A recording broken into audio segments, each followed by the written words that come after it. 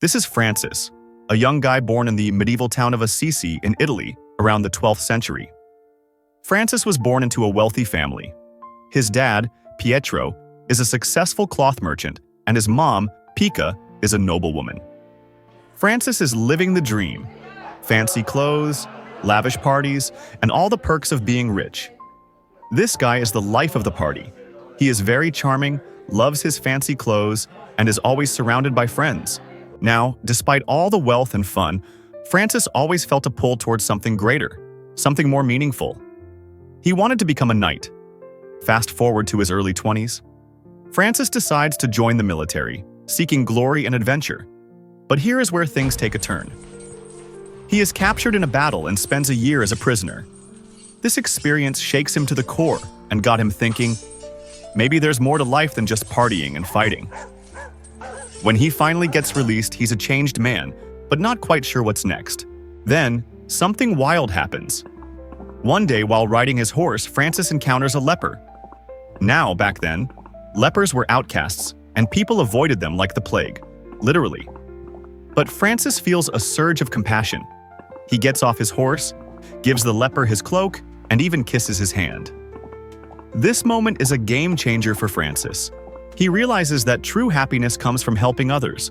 Eventually, Francis starts spending more time in prayer and reflection. One day, he hears a voice while praying in a dilapidated church at San Damiano. This voice came from the crucifix saying, "Francis, go and repair my house, which is falling into ruin." He takes it literally and starts fixing up the old building with his own hands. But soon, he realizes it's not just about the bricks and mortar. It's about reviving the faith of the people. That's not all. Francis decides to give up his wealth entirely, and in a dramatic scene, strips off his fancy clothes in front of the bishop and townspeople, declaring that he is renouncing his father's wealth and dedicating his life to God. From then on, he wears a simple robe and starts living a life of poverty. He preaches about love, peace, and caring for all of God's creatures. And get this, he even talks to animals. There's a famous story where he tames a fierce wolf that's been terrorizing a village, turning it into a gentle pet. People are drawn to his message and his way of life. He gathers a group of followers, and they become the first Franciscans, living simply and helping the poor. Francis's love for nature and animals is so profound that he's often depicted with birds and other creatures around him. By the time Francis passes away in 1226, he's left an indelible mark on the world. His legacy lives on through the Franciscan order, which continues to spread his message of peace, love, and respect for all creation. He's remembered as the patron saint of animals and the environment, and his life continues to inspire people around the world.